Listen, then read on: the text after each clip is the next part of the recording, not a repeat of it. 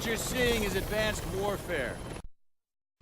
Another year, another duty, but this time this Call of Duty is made by a new developer, Sledgehammer Games. And this time it's set in the future to try and shake things up a bit. But does this new developer succeed? Or is it just another Ghosts? Let's find out. It's my review of Call of Duty Advanced Warfare. Let's jump straight into the campaign. Most Call of Duty players never really bother with this as they jump straight into multiplayer for reasons that are really obvious. But while many shooter campaigns are quite rubbish, Battlefield 4 and Ghosts, Advanced Warfare is actually really good. The game is set 40 years into the future. You play as a guy called Mitchell, who is voiced by video game voice actor Troy Baker. He's a decent gruff leader, while some of the other characters in the game are standard COD fare. Two characters really stand out: the incredibly likeable rough and ready Gideon, and Jonathan Irons, who is voiced by House of Cards actor Kevin Spacey. And boy does he make a great character, and he makes the rather predictable story more bearable. The 15 levels you play in the game does offer a decent bit of variety for your run and gun needs. There's the old faithful shoot your way through point A to point B. There's also some decent vehicle missions and some really fun stealth sections that I would love to see more of in a future COD game. I found the campaign to be really fun and enjoyable with some very memorable moments. I certainly would play it again, as this 6-hour campaign is probably the best Call of Duty has seen for years. There was also a few nice little touches like challenges to complete, like number of kills, headshots, grenade kills and enemy info you find to upgrade your EXO, and whilst they're not actually really big skill trees, it's a nice touch to keep you coming back for more. Talking about EXOs, they're the new big thing in the game, and depending on which one you have equipped allows you to boost jump, bring up riot shield or a grappling hook to kill enemies or reach higher ground, amongst many other cool things I really don't want to spoil.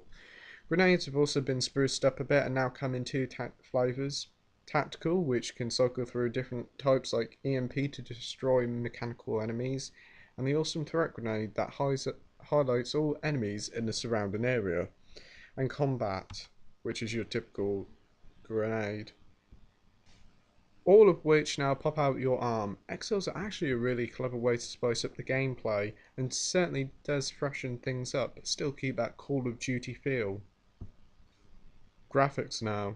And may I just say, some of the characters' faces look amazing at times, especially during cutscenes, with all the expression from their face clearly displayed. Levels and maps themselves look a bit fine, but there is some bits that do look a bit plain and very last gen. But it does keep the smooth 60 frames per second, so that's alright. Multiplayer time now, and the EXOs are also used in there, and certainly do add a new level of tension and force you to think of new tactics as players boost jump around the map. This is definitely different from last year's iteration of multiplayer, and it does show. But to be honest, all this new EXO stuff is really easy to pull off in multiplayer, and it does make each match feel faster and frantic. Multiplayer borrows the fantastic Pick 10 system from Black Ops 2 and notches it up to 13, which is a fantastic way of choosing what loadout you want. So if you can't reach the high kill streaks, take them out and replace them with attachments for your guns.